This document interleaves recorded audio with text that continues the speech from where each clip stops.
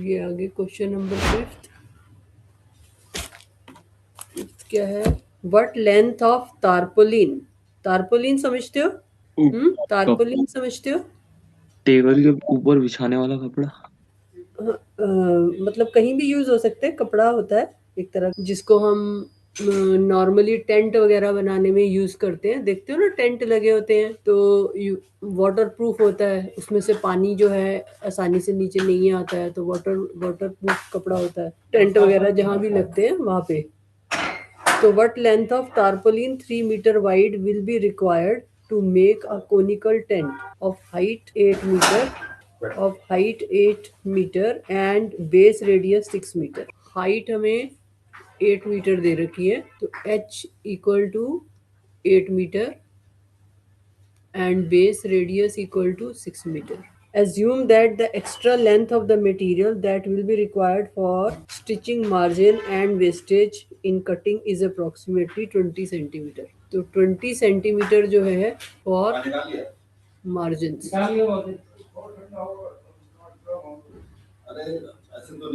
ठीक है। What length of tarpaulin? और 3 मीटर क्या दे रखा है? 3 मीटर क्या दे रखा है? वाइड कितना चौड़ा है? वाइड मतलब हाँ, तो विड्थ दे रखी है। विड्थ जो है दैट इज 3 मीटर। ठीक है। फॉर स्टिचिंग मार्जिन्स, तो हमें एक टेंट बनाना है जिसकी हाइट 8 मीटर हो और रेडियस 6 मीटर हो। ठीक है। उस वो टेंट बनाने के लिए कितना कपड़ा चाहिए ये निकालना है, उसकी लेंथ क्या होगी, जबकि विड्थ उसकी 3 मीटर है। तो कैसे करेंगे बताओ? पहले तो हमें ये देखना पड़ेगा ना कि हमें टेंट जो बनाना है उसका एरिया कितना है। ठीक है। तो कौन से एरिया की बात करेंगे यहाँ पर? CSA ASA मतलब CSA cut surface area. Curved surface area. तो ऐसे शॉर्ट में लिखते हो तुम लोग CSA ऐसे, या पूरा लिखते हो कर्व्ड सरफेस एरिया? दोनों तरीके से। अच्छा, लिखवाते हैं स्कूल में, यूज करते हैं ये CSA? हाँ तो ऐसे ही लिख दूं? हाँ हाँ। तो कर्व्ड सरफेस एरिया का क्या फॉर्मूला है? पाई आर एल। पाई आर एल। तब आर तुम्हें दे रखा है तो एल कैसे आएगा? क्या फॉर्मूला बताया था रोहन? कल क्या फॉर्मूला बताया था? अच्छा हाँ, 2L² 2L square.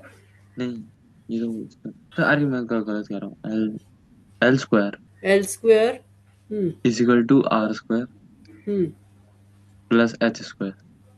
Plus H square. So L square equal to R square is 6 square plus H square is 8 square.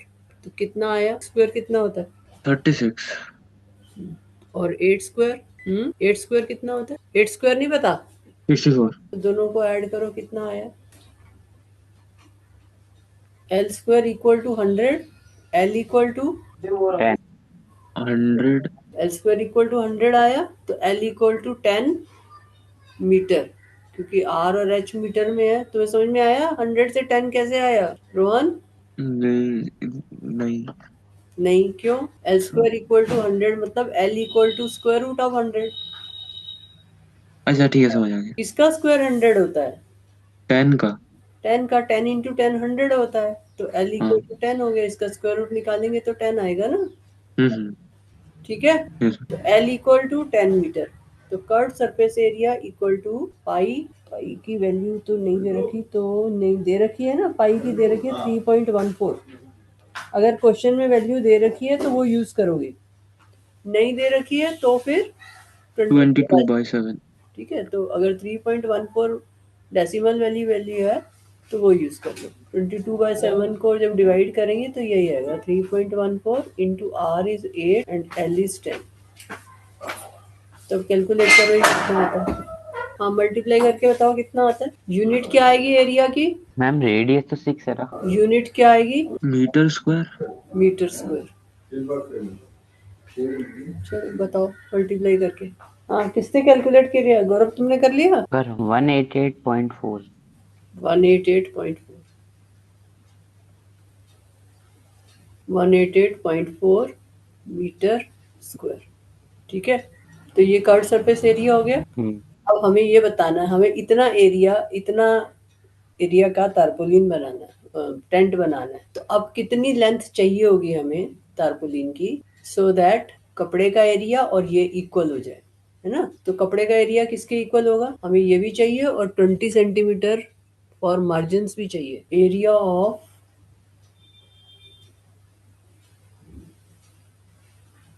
tarpaulin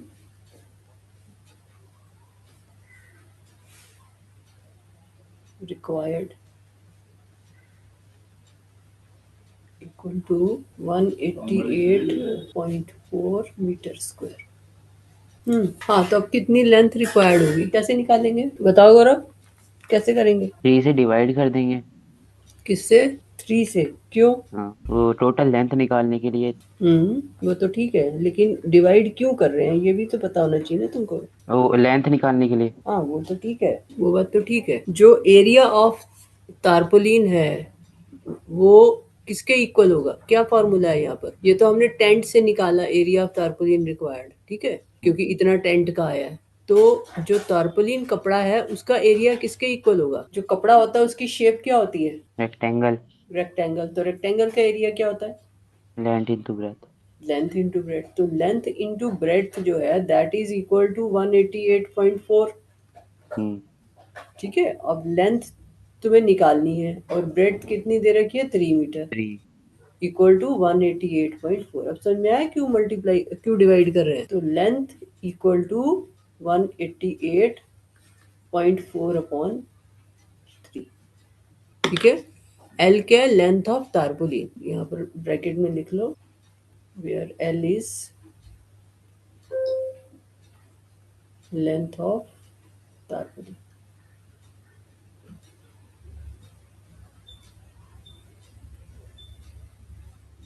ठीक है, तब ये कितना आया?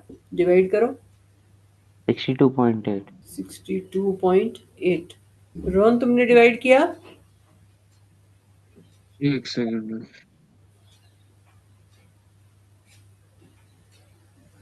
हाँ, ये डिवाइड करो 188.4 को 3 से, क्या आएगा यहाँ पर? वो मेरा तो है 262.8। नहीं नहीं, ये मेरे साथ साथ डिवाइड करो इधर। अच्छा, हाँ 18 वो 6 कर देंगे, 6 पे 3 6 है 18। हाँ, फिर अब आगे। वो फिर वो अब उसका क्या कहते हैं 0, फिर 8 आएगा ऊपर से नीचे। हम्म। फिर इसको 2 से कर देंगे, हम्म 6 आ गया। हम्म फिर ये नीचे हो गया और उसके बाद ऊपर पॉइंट लगेगा। नीचे क्या आएगा? 4। 4 तो ये वाला आएगा। वही ये तो। 8 और 6 का कुछ होगा नहीं। अच्छा, इसका 2 बचेगा ना, हाँ, फिर अब तो फिर 8 लेंगे। 3 8 द 24। ठीक है, तो ये आ गया 62.8 मीटर। अब हमें साथ में दे रखा है 20 centimetre is required for margins. 20 centimetre for margins, तो हमें मार्जिन के लिए 20 सेंटीमीटर लेंथ चाहिए। 20 सेंटीमीटर लेंथ फॉर मार्जिन्स चाहिए। तो 20 सेंटीमीटर लेंथ जो चाहिए उसको क्या करेंगे? मीटर में कन्वर्ट। हाँ, क्यों? तो क्योंकि ये 62.8 भी मीटर में है। हाँ, क्या करना है उसको? अपन को टोटल लेंथ निकालनी है ना फ्लोर टोटल की। लेंथ निकालनी है। Total length of tarpaulin required.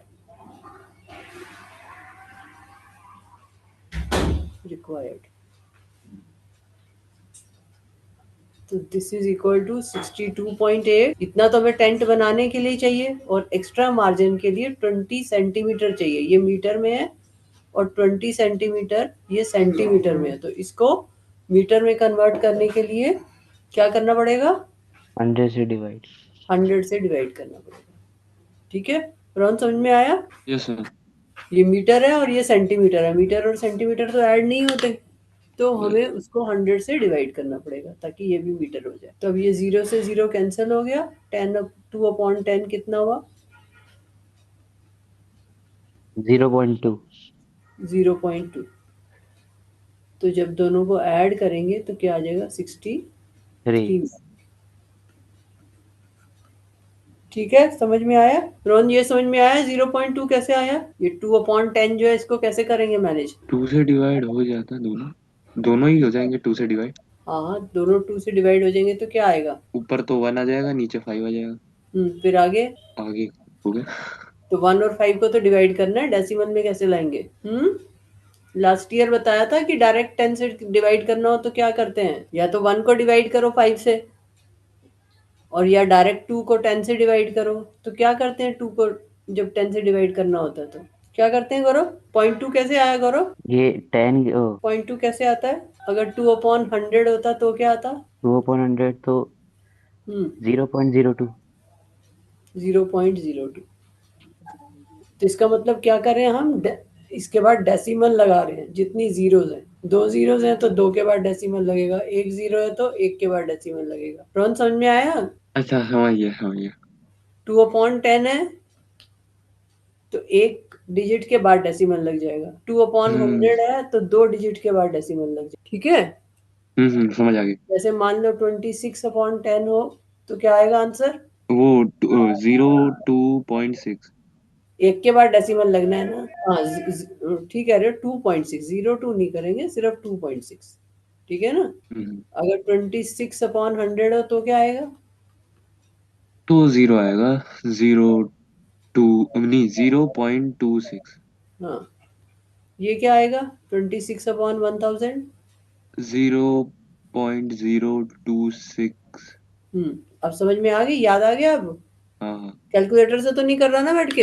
नहीं याद आ गया अब तो। हाँ, तो जितनी जीरोज होती हैं उतनी डिजिट के बाद डेसिमल लग जाता है। ठीक है? तब ये क्वेश्चन क्लियर हो गया? हाँ। The slant height and base diameter of a conical tomb are 25 meter and 14 meter respectively. Slant height मतलब slant height किससे डिनोट करते हैं? L length. तो L कितना है? एल है हमारा दे नहीं रखा। दे नहीं रखा। क्वेश्चन पढ़ो। 25 मीटर। 25 मीटर। और दूसरा क्या दे रखा है? अच्छा वो भी वही है। The slant height and base diameter. तो बेस हाँ डायमीटर भेज रहा। किसके इक्वल है? 14 14 मीटर। मीटर। तो बेस डायमीटर किसके इक्वल होता है? डायमीटर किसके इक्वल होता है? क्या सिंबल होता है डायमीटर का? इन टर्म्स ऑफ रेडियस बताओ। Diameter equal to in terms of radius क्या होता है? डायमीटर और रेडियस में क्या रिलेशन होता है? डायमीटर डबल रेडियस होता आधा। है डबल रेडियस होता का। है। तो बेस डायमीटर किसके इक्वल होता है? अगर आर रेडियस है तो बेस डायमीटर कितना होगा? रेडियस निकालने के लिए। ठीक है, अगर आर रेडियस है तो डायमीटर किसके इक्वल होगा? तो 2r इक्वल टू 14 मीटर हुआ। डायमीटर जब डबल होता है रेडियस के तो 2r इक्वल टू 14 मीटर हुआ ना। इसका मतलब r किसके इक्वल हुआ? r equal to 14/2। हाँ, तो कितना आया? 7। 7।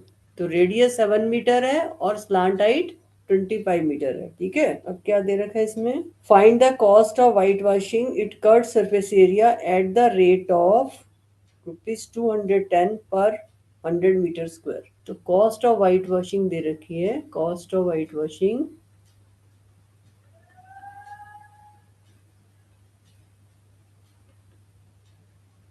Equal to ₹210 per 100 metre square. तो 100 metre square ₹210 per 100 metre square. इसका मतलब क्या हुआ? इस लाइन का क्या मतलब हुआ? Cost of white washing is ₹210 per 100 metre square. क्या मीनिंग हुआ इस लाइन का? पर मीटर स्क्वायर 210। पर मीटर स्क्वायर या पर 100 metre square? Per metre square तो मतलब 1 मीटर स्क्वायर की कॉस्ट 210 है। तो हाँ 1 मीटर स्क्वायर की है 210। नहीं, हाँ 100 मीटर स्क्वायर की है। हाँ, तो cost of white washing 100 metre square is ₹210। ठीक है? तो 100 मीटर स्क्वायर की कॉस्ट ऑफ व्हाइट वॉशिंग ₹210 है। और लेंथ 25 दे रखी है, आर 7 दे रखा है। हमें किसको व्हाइट वॉश करना है? व्हाइट वॉश किसे करना है हमें? सरफेस एरिया को। Curd surface area. तो कर्ड सरफेस एरिया निकालना पड़ेगा। हाँ कर्ड सरफेस एरिया किसके इक्वल होता है? IRL। पाई आर एल। ठीक है रोहन, समझ में आया? Yes ma'am. पाई कितना होता है? 22/7। आर कितना? 7 और एल है 25। तब ये कैलकुलेट करो कितना आता है, कितना एरिया है? 7 से 7 कट जाएगा। 7 से 7 कट गया। 550 550 मीटर स्क्वायर। Metre square. ठीक है, ये आया कर्व सरफेस एरिया। अब हमें कॉस्ट ऑफ व्हाइट वॉशिंग निकालनी है। cost of whitewashing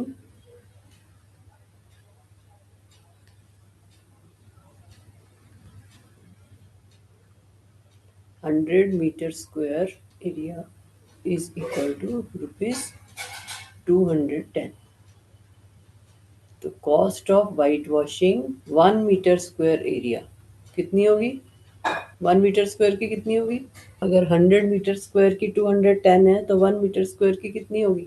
200 divide by 10 210 divide by 100 210 divide by 100 और हमारा कितना एरिया है? 550 मीटर स्क्वायर। हाँ मल्टीप्लाई 550 तो cost of white washing 550 metre square area equal to ₹210 upon 100 into 5। तो अब ये कैलकुलेट कर लो। 115055 क्या आ रहा है? 1155 1155। ये 0 से 0 कट जाएगा ना हम्म, और ये भी 0 से 0 कट जाएगा। हाँ, तो 21 इंटू 55 हाँ 1155 बन रहा है। 1155 ठीक है क्लियर? Yes sir. दोनों का समझ में आ गया ये क्वेश्चन? Yes sir. अच्छा, अब ये 7th क्वेश्चन कर लोगे अपने आप? रोहन पढ़ के देखो, क्वेश्चन नंबर 7 पढ़ो और मुझे बताओ कैसे करेंगे। इसमें शीट का एरिया ढूंढना पड़ेगा 10 कैप बनाने के लिए, तो CSA ही कैप लगेगा। बनानी है। Find the area of the sheet required to make 10 such caps. तो 10 कैप्स का एरिया हमें चाहिए, तो हम क्या करेंगे इसमें? रोहन L क्या ढूंढना पड़ेगा पहले, है? स्लैंट हाइट ढूंढना पड़ेगा। हाँ, स्लांट हाइट निकालनी पड़ेगी। रेडियस और हाइट दे रखी है, ठीक है। स्लांट हाइट निकाल के क्या आएगा हमारे पास? सबसे पहले क्या निकालेंगे? CSA pi r pi r L, है ना? हाँ रोहन, यस सर। कर लोगे ये क्वेश्चन? करो, सॉल्व करो, अपने आप करो, मैं 5 मिनट देती हूँ तुम्हें। मैम एल तो ढूंढ लिया। अब कर सरफेस एरिया निकालो। हाँ रोहन, क्या किया बताओ? मैम वही निकाला नहीं, निकाल रहा हूँ। क्या किया बताओ? अच्छा, रेडियस 7 है, हाइट दी है 24 सेंटीमीटर। हम्म, तो वो जो एल का फॉर्मूला बताया था, ओ, हाँ, क्या कहते हैं, पाई नहीं कह रहा। हाँ, तो 20, हम्म, तो हाइट 7 स्क्वायर हम्म, और प्लस 24। स्क्वायर, तो कितना आ गया? तो फिर दोनों का स्क्वायर किया तो 576 प्लस 49। हम्म, दोनों को प्लस कर दिया 625। स्क्वायर रूट कितना आया? स्क्वायर रूट मेरा 25 आया। कैसे किया तुमने स्क्वायर रूट? वो पहले तो जैसे बताया पेयर बनाया, हम्म, तो 6 अकेला बचा, फिर तो 2 ले लिया, 2 नीचे और 2 ऊपर, 4 आया। हम्म, फिर 2 बचा, हाँ, तो 25 नीचे आ गया। हाँ, तो फिर क्या कहते हैं, 4 लिया, 4 डबल हो गया, 4 हम्म, आया। फिर 5 से किया, 5 यहाँ पे भी, 5 ऊपर, हम्म। तो 45 इंटू 5 तो 2। हाँ बस। अपने आप किया ना? हाँ हाँ ठीक है, तब एल आ गया 25। अब आगे कर्व हाँ। Surface area. गौरव तुमने किया curve surface area? Yes ma'am कितना आ रहा है? 550 centimetre square 7 into are. R कितना है? 24। 25 नहीं नहीं नहीं, हाँ 24 ही है। एल 25 है ना? एल 25 है ना? तो ये क्या कैंसिल हो गया लास्ट में? 3.14 तो नहीं यूज किया? कितना आया ये बेटा? गलत आ रहा है, गलत आ रहा है, 1 मिनट। मेरा कट सरफेस एरिया भी आई गया। कितना आया? तीनों को मल्टीप्लाई किया? अरे मतलब जो पहले तीनों को कर रहे थे, हाँ, 24। 24 रेडियस है ना? रेडियस कितना है? रेडियस तो 7 है ना। 7 है। ओहो, रेडियस हाँ 7 था। रेडियस 7 है। जो इन तीनों को मल्टीप्लाई करके आंसर आएगा उसको बाद में 10 से मल्टीप्लाई करना है ना। हाँ, पहले 22 और 25 कितना आया? तो पर साथ में ही अगर 10 को मल्टीप्लाई कर दे तो। हाँ, पहले अभी तो कर्व सरफेस एरिया निकाल रहे हैं ना, पहले ये तो निकालो। हाँ, तो कितना 7 आएगा? से 7 कैंसिल हो गया, तो क्या कहते हैं, 550। 550। हाँ यही आया था ना गौरव तुम्हारा भी? हाँ यही है। तो ये 550 मीटर स्क्वायर किसका area? Area of area of curve surface area of sheet required for cap one cap, ठीक है ना। तो एरिया ऑफ वन कैप जो है दैट इज इक्वल टू 550। हमें क्या चाहिए, एरिया ऑफ 10 कैप्स। तो 10 को मल्टीप्लाई कर देते 0 लग जाएगा 10 से पीछे। मल्टीप्लाई कर दो, है ना। तो that is equal to 550 into 10, so it is 5500, ठीक है। तो एरिया ऑफ शीट रिक्वायर्ड, या ऐसे भी लिख सकते हैं, रिक्वायर्ड एरिया ऑफ शीट।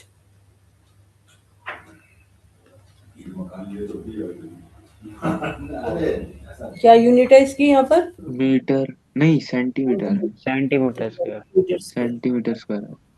ठीक है ना।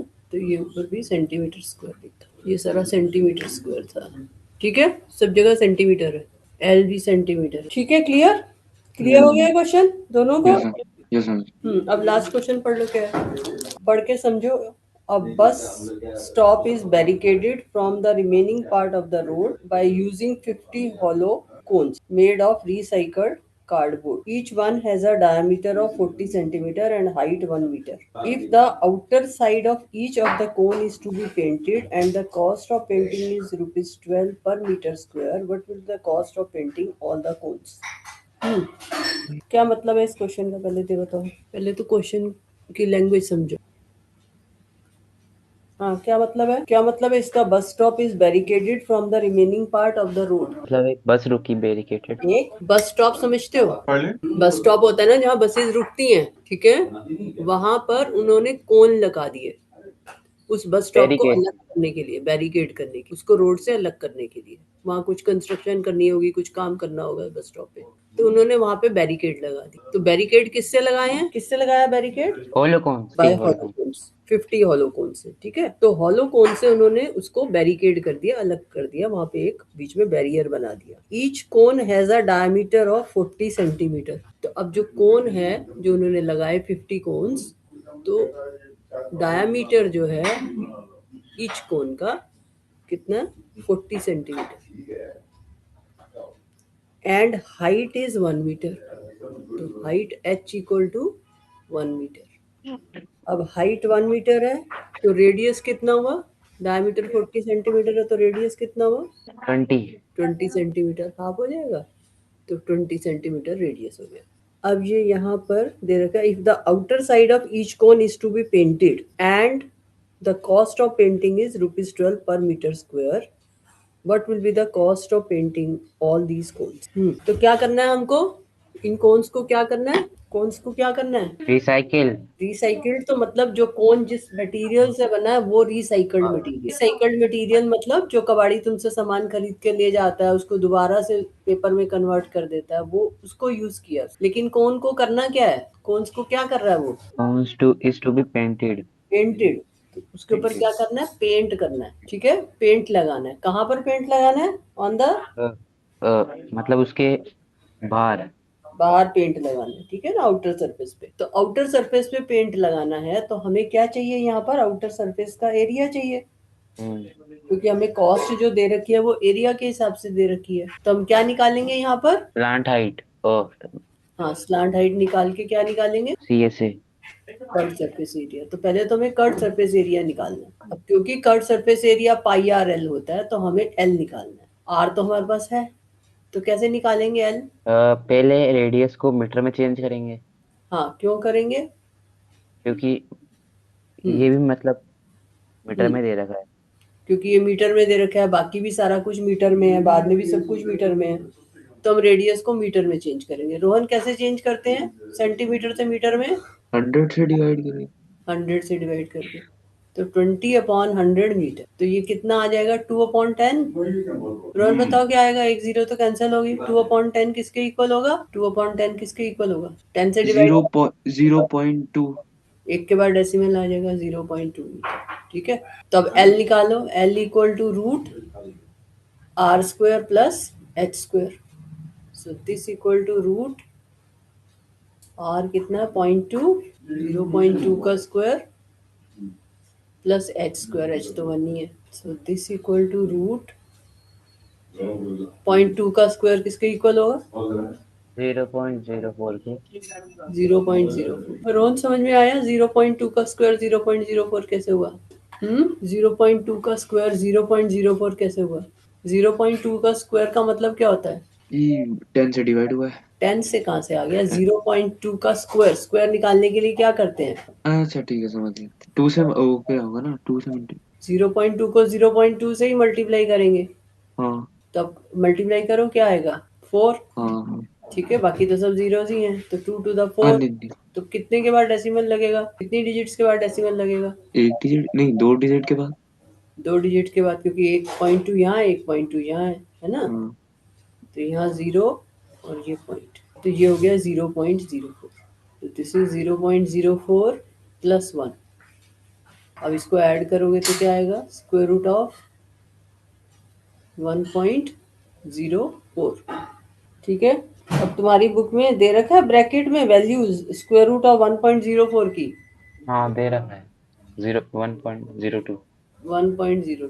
तो ये वैल्यू उन्होंने दे दी है, हम अपने आप भी कैलकुलेट कर सकते थे, पर यहाँ पर दे दी। ठीक है, तो ये हमें 1.02 लेके करना है। Curve surface area equal to pi is 22/7 into are. R is 0.2 metre. Ma'am pi की वैल्यू दे रखी है 3.14। वो भी दे रखी है, हाँ वो भी डेसिमल में दे रखी है। ठीक है, वही यूज करो, अगर दे रखी है तो वही यूज करो। 3.14 इंटू 1 पॉइंट इंटू 0.2 इंटू 1.0। अब इसको मल्टीप्लाई करो। मैम हो गया हाँ, क्या आया? 0.64056। सारा मल्टीप्लाई करके? हाँ हाँ, कितना? क्या कह रहे हो? फिर से बोलो। 3.14 इंटू 0.2 इंटू 1.02, कितना कह रहे हो? मेरा तो 0.46056। 0.46। 056 नहीं नहीं नहीं नहीं, हाँ 4 पीछे 6 आगे। हाँ, फिर से बोलो। 64 64। 056। ये आ रहा है। हाँ आगे देखो, आगे क्या करना है? पढ़ो क्वेश्चन को। हमें निकालना है what will be the cost of painting all these cones, और हमें कॉस्ट दे रखी है ₹12 per metre square. Per metre square. ₹12 per metre square. तो cost of painting 1 metre square. Cost of painting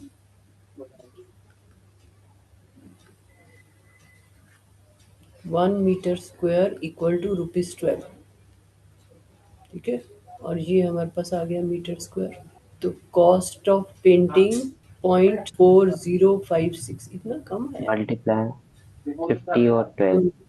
हाँ, वो फिर बाद में कर लेंगे, अभी तो या तो कॉस्ट पहले एरिया ऑफ 50 कोन्स निकाल लो, अगर वो करना है तो ये यहाँ पे एरिया ऑफ 50 कोन्स निकाल लो, या फिर ये पहले मल्टीप्लाई कर लो और बाद में 50 से कर लो, जैसे भी चाहो कर सकते हो। ये तो एक कोन का आया ना कर्व सरफेस एरिया, तो यहाँ पर बीच में area of 50 cones equal to 0.64056 into 50। तो ये पहले भी करके रख सकते हो, इसको मल्टीप्लाई करके देख लो क्या आता है, तो सीधा उसकी कॉस्ट आ जाएगी। ठीक है, कितना आ रहा है ये?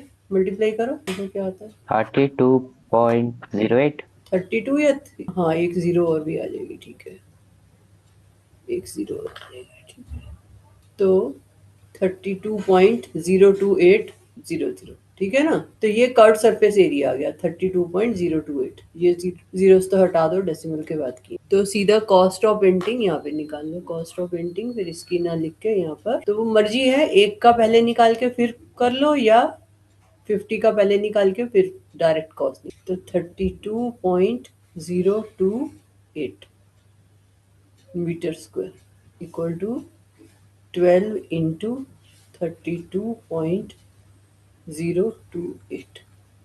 तो अब ये मल्टीप्लाई करके जो आंसर आएगा उतना रुपीस तुम्हारा आंसर हो जाएगा। कैलकुलेट करो कितना आ रहा है। 384.336। 84, देखो पीछे आंसर यही है, 36। 384.36। हाँ यही है, ये 336 डबल 36। अच्छा, डबल 3। रोहन, तुम्हारा भी सेम आंसर आया नहीं आया? एक सेकंड, 384.33। अप्रोक्स है। ठीक है, हाँ ठीक है, क्योंकि वो 3.14 अप्रोक्स है ना, इसलिए वो अप्रोक्स क्यों है, क्योंकि ये जो 3.14 है ये अप्रोक्सीमेट वैल्यू होती है 22/7 की, पता है ना ये? हाँ। एग्जैक्ट वैल्यू होती है ये, नहीं, अप्रोक्स। है ना? क्योंकि ये तो अभी आगे और कंटिन्यू करेगा अगर हम डिवाइड करेंगे 22 को 7 से, तो क्योंकि ये अप्रोक्सीमेट वैल्यू होती है, इसलिए ये जो हमारे आंसर आते हैं वो अप्रोक्सीमेट आते हैं। ठीक है, तो यस अब मैम। ये टॉपिक तुम्हारा हो गया। ऐसा करना, सॉल्व एग्जाम्पल कर लेना अपनी बुक के, हम्म। है ना, और फिर कल स्फीयर कर लेंगे, और फिर तुम लोग रिवीजन का अपना बना लेना, फिर तुम्हारे रिवीजन में जहाँ जहाँ तुम्हें डाउट्स होंगे फिर वो कर लेंगे। ठीक है, उसकी बैठ के प्रैक्टिस कर लेना, स्क्वायर रूट की और डिवीजन की। हम्म। ठीक है, यस सर। चलो ओके।